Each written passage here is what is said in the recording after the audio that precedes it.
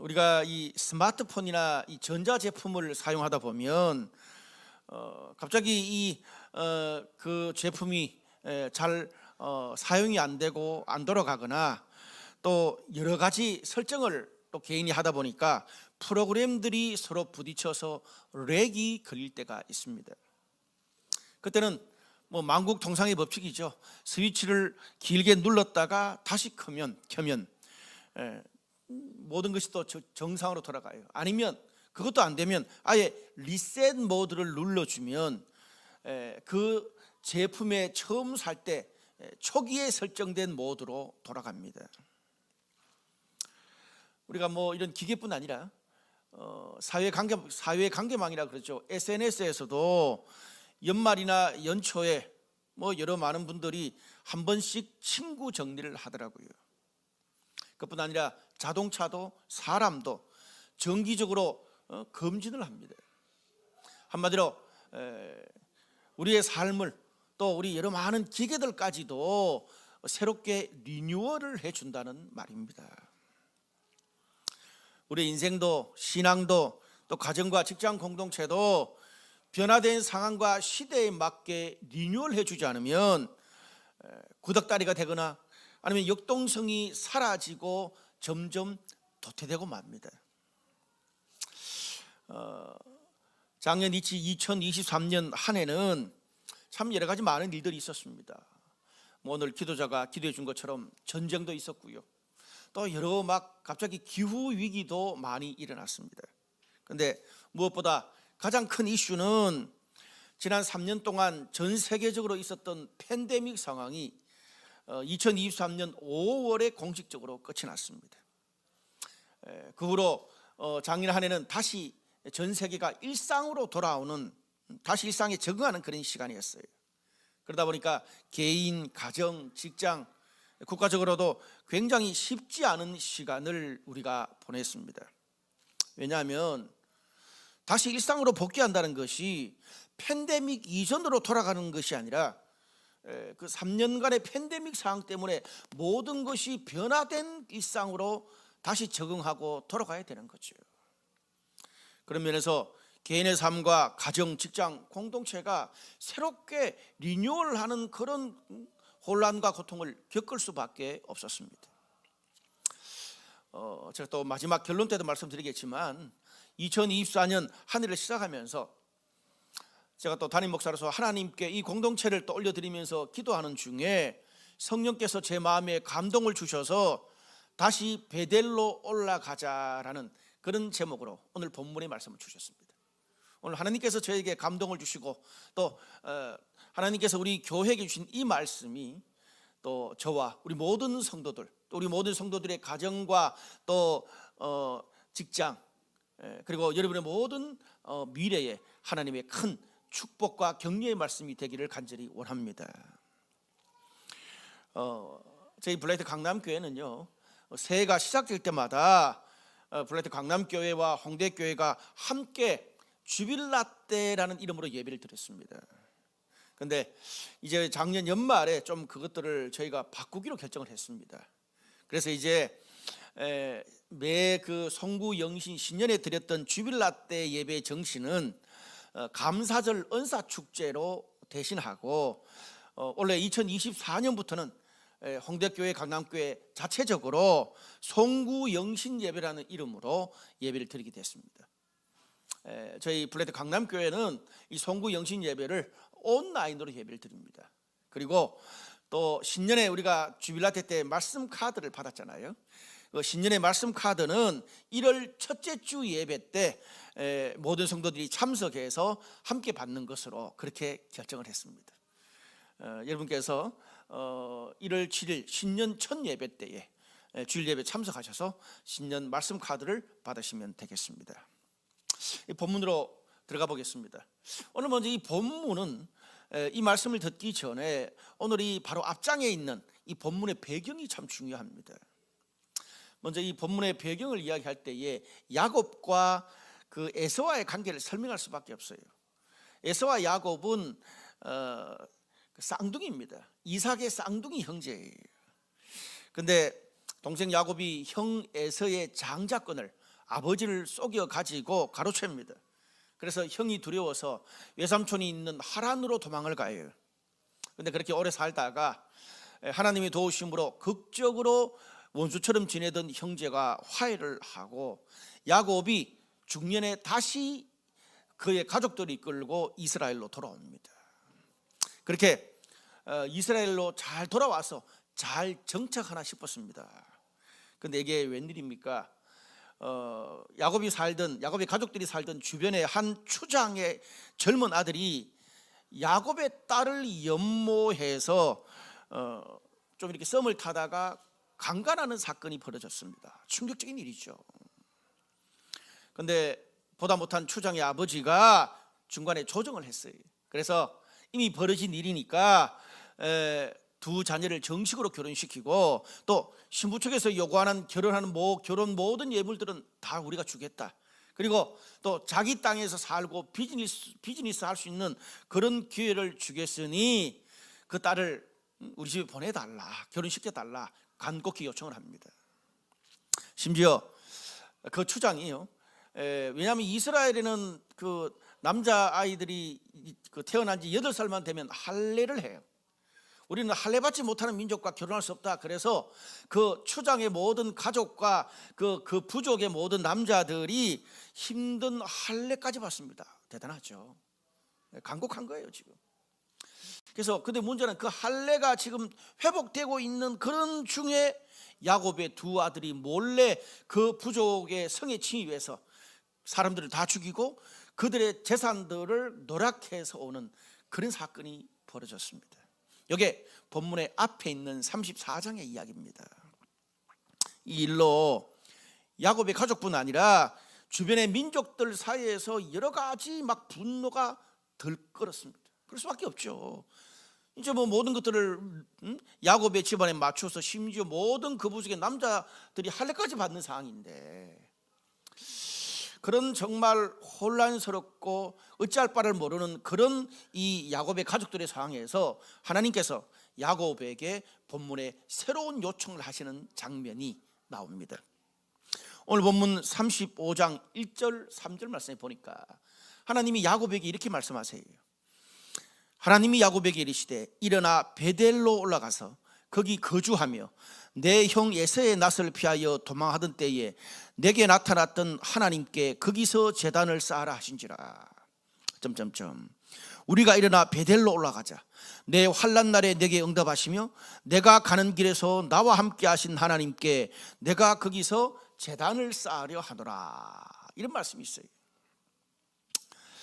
사실 당시 야곱 주변에서 일어났던 여러 문제들은 야곱이 직접 그렇게 한 게 아니에요. 야곱의 자녀들과 주변 민족들이 얽혀서 일어났던 복잡한 문제였습니다. 그런데 문제는 야곱이 아버지니까 그 모든 책임과 해결은 아버지의 몫이 될 수밖에 없었습니다. 야곱 부모 입장에서 참 자녀들 사이에 또 다른 민족과 일어났던 그런 여러 가지 일들이 그런 극단적인 상황이 가기 전까지 미리 좀 부모하고 의논을 하고 또 그 전에 행동 거지를 좀 분별력 있게 했다면 그런 일이 일어나지 않았을 텐데, 그런 염려가, 그런 마음들이, 아쉬움이 있었지 않았겠어요?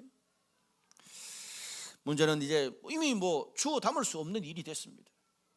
이 일로 한 부족을 속여서 완전 몰살시켜 버렸으니까 이후로 그 주변 민족들에게 이 야곱의 이 아들들이 행한 이런 일들이 완전 그냥 급속하게 소문이 퍼져갔을 거예요. 야곱의 가족들이 그 지역을 살기 어려울 정도로 굉장히 큰 곤경에 처하게 됐습니다. 근데 사실 이제 이 일이 벌어지고 난 다음에 이제는 그 일들이 막 일파만파가 되어가지고 주변 민족들에게 막 알려지고 분노가 덜 끓고 이제 이런 것들은 야곱과 그의 가족들의 손을 벗어난 거예요. 그것들을 어떻게 통제할 수 있는 상황이 아닌 거예요. 한마디로 이미 벌어진 일에 대해서 막 퍼져나가는 그런 여러 가지 덜 끓는 분노들이 주변 민족들에게 야곱의 이 가족들이 애쓴다고 노력한다고 되는 게 아니었습니다.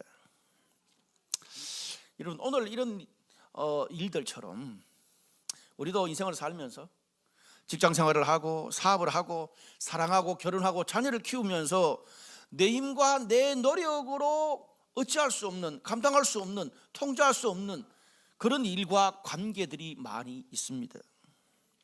예를 들어서 여러분, 코로나 팬데믹, 그리고 높아진 그 물가와 이자율, 내가 잘못해서 그렇게 된 건가요? 이런 것을 미리 몇 년 전부터 예상해서 대출을 받지 않고 그때 미리 금을 사두었다면 지금 몇 배나 뛰었을 텐데 그게 되나요? 지금 뭐 팬데믹 이후에 세계 경제 전체가 지금 불황인데 한 개인의 능력으로 회사의 분위기를 쉽게 바꿀 수 있습니까? 쉽지 않습니다.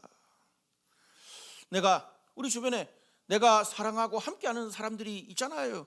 근데 내가 그들을 사랑하지만 그들의 학교 생활, 그들의 직장 생활, 그들의 부부 관계를 내가 대신 살아줄 수는 없습니다. 그냥 우리는 기도해주고 조언해주고 그냥 내가 좀 그 부분에 좀 더 잘 아는 사람 몇 명 정도 연결해주는 정도밖에는 우리가 할 수 있는 게 없어요. 사람이요, 나이가 들어가고 많은 일들을 경험할수록 뭘 점점 더 느낀 줄 아세요? 내가 할 수 있는 일보다 내가 할 수 없는 일들이 더 많다는 것을 점점 더 깨닫는 것이 인생이에요. 간혹 우리의 의도가 너무 선하고 내가 열심히 하고 에너지를 많이 쓴다고 그 결과까지 늘 좋은 건 아니더라고요. 우리의 그런 그 열정과 우리의 선의와 같이 결과도 따라주면 얼마나 좋겠어요. 근데 삶이 그렇지 않더라고요. 또 우리 주변을 보면요, 대부분의 사람들이 정말 열심히 살고 최선을 다해요. 나만큼이나 다 열심히 살아요. 문제는 그렇게 최선을 다하는데도 길이 안 보이고 그렇게 열심히 사는데도 상황이 점점 어렵고 미국속으로 빠지게 되면 그때 우리가 낙심하고 혼란스러워지는 거죠. 오늘 야곱과 그의 가족들이 당한 상황이 그렇습니다. 해결책이 별로 보이지 않습니다. 오늘 그런 혼란 속에 빠져 있는 야곱에게 하나님이 그런데 이상할 정도로 지금 야곱이 당하고 있는 그 문제에 대해서는 침묵하세요. 네 딸의 문제는 이렇게 해라. 그리고 그 민족을 속이고 다 그 부족들을 죽인 너 아들 둘에 대해서는 다른 부족들의 분노는 이렇게 저렇게 해라. 그런 말이 아예 이상할 정도로 한마디도 나오지 않습니다. 철저히 침묵합니다. 오히려 그것과 전혀 상관없는 것 같은 두 마디만 하나님께서 야곱에게 하십니다. 그 두 마디가 뭐예요? 야곱아, 일어나 다시 베델로 올라가라. 다시 베델로 올라가서 살아라는 거예요. 그리고 또 하나는 네가 형 에서를 피해서 도망가던 때에 나타났던 하나님께 제단을 쌓아라. 이 두 가지를 하나님이 말씀하셨어요. 근데 여러분, 야곱의 입장에서 한번 생각해 보세요. 아니, 나는 지금 우리 뭐 자녀들 때문에 다른 막 부족들이 우리를 죽이려 그러는 그런 문제들이 빗발쳐서 지금 머리가 찌긋찌긋 아픈데 해결되지 않은 문제들이 산더미 같은데 하나님이 지금 뭐 허황한 신앙 예배 타령만 하고 계시는 거예요. 근데 여러분, 우리가 오늘 이 본문 말씀을 자세히 보면 여기에 야곱의 인생, 아니 우리의 인생을 바꿔놓을 수 있는 놀라운 영적 비밀, 하나님의 일하심이 여기에 존재합니다. 자, 오늘 하나님이 야곱한테 다시 베델로 올라가라 그랬잖아요. 이 베델이라는 장소, 그리고 네가 형을 피해서 도망갔을 때 나타나시던 하나님께 예배드리라. 이것은 창세기 28장의 상황을 하나님께서 이야기하고 있는 거예요. 창세기 28장을 보면 형의 장자권을 가로챈 야곱이 하란으로 도망가던 그런 길가에서 하나님을 경험한 기록을 쓰고 있습니다. 사실 지금 야곱이 하란으로 도망가는 그 길이 지금부터 거의 뭐 3,500년 전이에요. 전화도 없고요, 자동차도 없습니다. 그런데 그 이스라엘 땅에서 터키의 하란까지가 800km가 넘는 거리입니다. 그 가는 길에는 뭐 강야, 산, 뭐 사막도 있고요. 몇 달을 가야 돼요. 그리고 주변에 전혀 다른 민족들과 도적대도 많아요. 그렇게 홀로 떠났던 야곱이 자신의 미래에 대해서 얼마나 불안하고 심히 떨었겠어요. 그러다가 고민 중에 길에서 고단한 몸을 누이고 돌을 베고 잠을 자고 있었습니다. 그런데 그때 꿈에 하나님이 나타나신 거예요. 하나님이 먼저 나타나셔서 그렇게 고민하고 잠자고 있는 야곱에게, 야곱아, 네가 어디를 가든지 내가 함께 할 것이고 다시 나중에 너를 이 이스라엘 땅 유대 땅으로 돌아오게 할 것이다. 이 모든 것을 너한테 이룰 때까지 내가 너를 떠나지 않겠다고 하나님이 약속을 해줍니다. 오늘 그때 하나님이 나타난 또 하나님의 약속을 보고 야곱이 너무 감동이 되어서 하나님 앞에 서원을 해요. 창세기 28장 18절에서 22절에 이런 서원을 합니다. 야곱이 일찍이 일어나 베개로 삼았던 돌을 가져다가 기둥으로 세우고 위에 기름을 붓고 그곳 이름을 베델이라 하였더라. 야곱이 서원하여 이르되 하나님이 내가 가는 이 길에서 나를 지키시고 먹을 떡과 입을 옷을 주시어 평안히 아버지 집으로 돌아가게 하시면 여호와께서 나의 하나님이 되실 것이요 내가 기둥으로 세운 이 돌이 하나님의 집이 될 것이요 내게 주신 모든 것에서 10분의 1을 내가 반드시 하나님께 드리겠습니다. 도망자가 된 야곱을 하나님이 축복하신 것을 야곱이 경험하면서 어떻게 말해요? 하나님이 저한테 약속하신 그 말씀이 내 삶에 이루어지면 내가 지금 여기에 그 정거로 돌을 세운 이곳이 하나님의 집이 될 것입니다. 그리고 내가 반드시 11조를 드리겠습니다. 하나님께 서원했습니다. 그러면서 그곳 이름을 벳엘이라 불렀어요. 오늘 나중에 수십 년이 지나서 오늘 하나님께서 야곱에게 다시 베델로 올라가라는 그런 하나님의 요청은 무슨 말입니까? 야곱아, 네가 환난 날에 응답하셨던 하나님께 돌아가라는 거예요. 그때 네 힘으로 도저히 어떻게 할 수 없었던 그런 상황에서 함께 하셨던 그 하나님과의 관계로 다시 돌아가라, 그 이야기입니다. 여러분, 오늘 이 말씀을 우리들의 상황과 대입해 보면 어때요? 우리들이 하나님과 우리가 힘들고 어려울 때에 절박할 때 이런 약속 많지 않나요? 저도 많습니다, 인생에서. 창근아, 병현아, 청임아, 너 서울 처음 왔을 때, 취업 준비할 때, 연애하다가 깨져서 쓰러졌을 때 배우자를 달라고, 자녀를 달라고, 집을 달라고, 좋은 신앙 공동체와 멘토들을 만나게 해달라고 울면서 기도했던 그때를 기억해봐.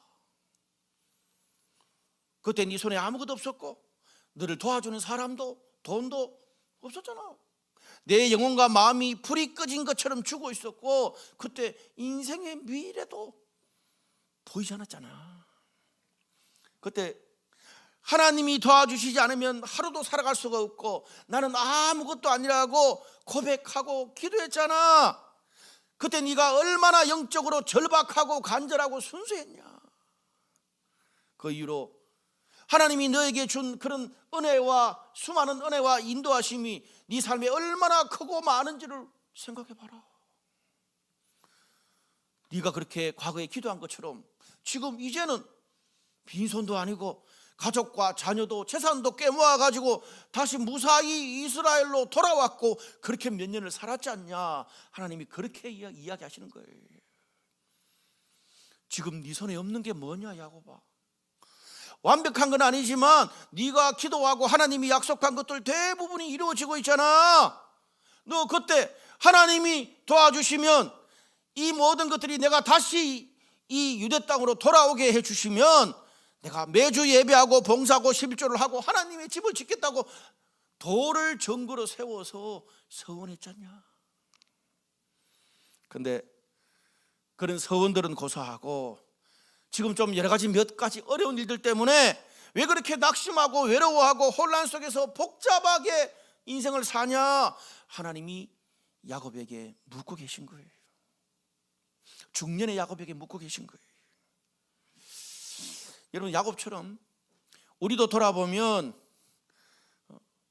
가정에서, 직장에서, 교회에서 사람 때문에 낙심하고 일 때문에 지고 먹고 살자고 여기저기 뻥뻥 터지는 문제들을 해결하고 하려고 뛰어다니다 보니까 어느 순간 하나님이 주신 그 첫 마음과 간절했던 그런 은혜를 잃어버리고 살았습니다. 돌아보면 지금 야곱처럼 과거에 그렇게 정말 아무것도 없을 때와 달리 훨씬 더 많이 가졌고 안정적인 삶이 됐습니다. 그런데 문제에 짓눌려서 내 마음은 더욱 공고하고 전쟁터가 되어 갔고요, 머리 잘린 삼손처럼 어느 순간 보니까 하나님을 향한 열정과 소망들이 다 사라지고 잃어버리고 만 사람이 됐습니다. 오늘 그런 야곱, 그런 저와 여러분 우리들에게 하나님 뭐라 그래요? 이 다시 베델로 올라가라는 말씀을 통해서 이제 그만 끝없는 그 문제에 빠져서 허우적대지 말고 툴툴 털고 일어나서 다시 베델로 올라오거라 요청하십니다. 오늘 그 하나님의 요청에 2절과 4절에 야곱이 어떻게 행동합니까? 어떻게 순종합니까? 야곱이 하나님의 말씀을 듣고 자기 자신뿐 아니라 집안에 있는 모든 사람들과 관계된 모든 사람들에게 하나님이 요청한 것처럼 이방신상, 너희가 소유한 이방신상 다 버리고 자신을 정결케 하고 의복을 바꾸어 입으라고 말합니다. 그러자 가족들과 주변에 있는 사람들이 이방신상과 장신구들을 벗어놓고 야곱이 그것을 세겜 근처에 묻어버렸습니다. 그냥 하나님 뜻대로, 하나님 말씀대로 그렇게 그냥 순종했어요. 그런데 놀라운 것은 5절 말씀에 그들이 하나님의 명령에 따라 그렇게 그냥 정결하게 베델로 올라가고 이사 갔는데 그들이 그냥 떠나기만 했어요. 성경이 뭐라 그래요? 5절에 하나님이 주변 민족들이 크게 두려워하게 하셔서 추격하는 자가 없었더라. 놀랍죠. 그들은 하나님과의 관계에서 장신구를 다 내려 빼버리고 이방 신상 다 버리고 베델로만 올라갔는데 그 뒤에 하나님이 그렇게 주변 민족들의 마음을 두렵게 하신 거예요. 만약에 야곱과 그의 가족들이 이 당면한 문제들을 해결하려고 이리 뛰고 저리 뛰고 협상을 했다면 어떻게 됐을까요? 걷잡을 수 없는 그런 막 분노들, 부정적인 것들을 그들이 어떻게 하겠어요? 그런데 하나님이 한순간에 다 정리해버리신 거예요. 여러분, 우리가요, 성도가 내 인생에 내려놓지 못하는 우상과 붙잡고 있는 삶의 장신구들이 많으면 많을수록 그걸 의지하면서 하나님이 잘 안 보입니다. 그런데 내 삶이 절박하고 가난한 심정이 되면, 그런 가난한 심정으로 절박하게 하나님께 나아가면 과거에 야곱이 하란으로 가는 길가에서 돌베개를 베고 잤을 때처럼 주님이 아니면 나는 살 수 없고 주님만이 내 삶의 소망이십니다, 그렇게 기도하고 바라면 그제서야 하나님의 일하심이 보입니다. 전에는 내가 밤잠을 설치고 수없이 고민해도 더 복잡하게 점점 꼬여만 가던 그런 문제들이 신기한 게, 내가 열심히 뛰어다니는 것보다 몇 배로 하나님이 사람들의 마음을 움직이시고 하나님이 회사들을 움직이시고 하나님이 공동체를 움직이고 안 되는 일도 상상할 수 없는 사건과 일로 하나님이 개입하십니다. 저는 2023년 올 한 해 동안 정말 이것을 깊이 경험한 한 해였습니다. 말씀의 결론을 맺을게요. 2023년 하반기에 제가 이 말씀을 붙들고 하나님께 간절히 기도했을 때에, 절박한 마음으로, 가난한 마음으로 하나님께 나아갔을 때에 하나님께서 주신 2024년 저희에게, 우리 블라이트 강남교회에 주신 말씀이 오늘 본문의 말씀, 다시 베델로 올라가라 였습니다. 그런데 사실 오늘 이 말씀은요, 저에게 하는 말씀이에요. 너무 제 삶과 비슷해요. 사실 야곱이 빈손으로 하란으로 이 도망자로 갔을 때 그때 하나님 나타나셨다 그랬잖아요. 2009년입니다. 2009년에 제가 청년 8명 데리고 홍대를 개척하러 갔을 때 아는 사람이 없었습니다. 찬성하는 사람이 한 사람도 없었어요. 한 명 찬성하신 장로님이 계셨는데 그 장로님도 개척하기 전에 돌아가셨어요. 너무 불안했고요. 내가 이 일을 잘 완수할 수 있을까? 그때 또 애들은 청소년 시기였고, 그때 제가 기억이 나요. 와이프가 운전하는 차를 타고 강변북로를 쭉 가고 있는데, 제가 그때 제 와이프한테 이런 말 한 것 같아요. 여보, 내가 아무것도 없는데 만약에 이런 상황에서 청년 8명하고 하나님께서 홍대 거리의 개척을 잘 완수하고 우리 자녀들까지 하나님이 잘 교육하신다면, 만약에 그거는 진짜 내 능력은 1도 없고 오직 하나님이 하신 거다. 2015년에 강남을 또 예상하지 못하게 개척했을 때도 처음에 참 어려웠습니다. 어떻게 될지 몰랐어요. 역시 아는 사람이 없었습니다. 그때 하나님께서 우리 이평 목사님 통해서 또 대화를 나누게 하시고, 또 창세기 13장에 하나님께서 저에게 이 블레이트 강남교회 개척하는데 확신을 주시고 지금까지 왔어요. 사실 돌아보니 코로나 시기에도 별 어려움이 없이 잘 달려왔습니다. 근데 그 사이에 제 마음이 이제 장신구도 좀 붙고 여유도 좀 생기고, 그리고 이제 성도들도 또 의지할 수 있는 사람들도 꽤 생기고 하면서 야곱처럼 많이 달라진 것 같아요. 하나님이 오늘 창세기 35장 말씀을 주면서 저에게 다시금 질책하는 것 같았어요. 송 목사야, 그때 처음 홍대와 강남을 개척했을 때 그 아무도 없고 하나님이 아니면 안 된다는 그 절박한 마음, 가난한 마음이 이제 너한테 없는 것 같다. 너의 성도들, 가족들에게도 없는 것 같다. 그 말씀을 이 창세기 35장으로 저한테 말씀하신 것 같았어요. 오늘 야곱이 그 말씀을 듣고 어떻게 해요? 자신 앞에 있는 문제가 산적에 있었지만 그거 생각 안 하고 그냥 단순하게 자신의 모든 장신구와 이방 신상을 다 벗어버리고 땅에 묻고 다시 베델로 올라갔습니다. 베델이 뭡니까? 과거에 내가 아무것도 없을 때 빈손으로 절박하게 하나님의 도움을 구하고 갔던 그 길을 갔습니다. 오늘 그렇게 야곱이 하나님께 순종하고 난 다음에 놀라운 역사가 일어났습니다. 창세기 35장 10절에서 15절 요약하면 이런 말씀이 있어요. 하나님이 어떻게 축복한 줄 아세요? 하나님이 그에게 이르시되 내 이름이 야곱이지만은 내 이름을 다시는 야곱이라 부르지 않겠고 이스라엘이 내 이름이 되리라 하시고, 그가 그의 이름을 이스라엘이라 부르시고, 하나님이 그에게 이르시되 나는 전능한 하나님이라 생육하며 번성하라 한 백성과 백성들의 총회가 네게서 나오고 왕들이 네 허리에서 나오리라. 내가 아브라함과 이삭에게 준 땅을 네게 주고 내가 네 후손에게도 그 땅을 주리라 하시고, 야곱이 하나님이 자기와 말씀하시던 곳에 기둥 곧 돌 기둥을 세우고 그 위에 전제물을 붓고 또 그 위에 기름을 붓고 하나님이 자기와 말씀하시던 곳에 이름을 베델이라 불렀더라. 창세기 28장에 빈손 들고 하란으로 갈 때와 똑같은 하나님을 경험하고 똑같이 돌을 세워 기름을 붓고 다시 베델이라고 칭했습니다. 무슨 말입니까? 그 이후로 하나님의 비전이 새롭게 이어지고 더 크게 확장되고, 이제는 야곱이 아니라 이스라엘의 역사가, 구약의 이스라엘 백성의 역사가 시작됐습니다. 야곱 개인이 아니라. 사랑하는 여러분, 저는 2024년 이 말씀을 저와 우리 모든 블레이트 강남교회의 성도들, 가족들, 리더들, 모든 셀 우리 교회가 이 말씀을 한 해의 말씀으로 붙들었으면 좋겠습니다. 이제는요, 과거에 우리가 가졌던 생각, 관계, 일하는 방식, 과거에 있는 그런 영성으로 새로운 세상을 살아가기 어렵습니다. 2024년은 변화된 새로운 세상을 살아갈 수 있는 새로운 영적 동력과 비전이 우리들에게 필요합니다.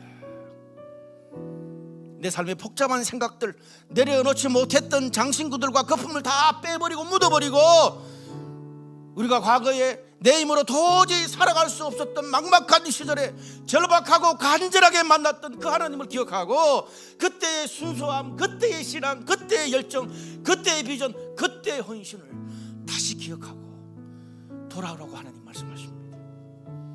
사랑하는 블라이트 강남교회 모든 성도 여러분, 2024년 한 해 우리 모두 일어나서 다시 베델로 올라갑시다. 저도 베델로 올라가고 여러분도 베델로 올라가고 여러분의 가정과 자녀와 여러분의 비즈니스와 우리 교회가 베델로 올라갑시다. 다시 신앙의 기초 본질 하나님이 주셨던 그 정신을 기억하고 다시 돌아가는 저와 여러분 우리 모두가 되기를 주님의 이름으로 축복합니다.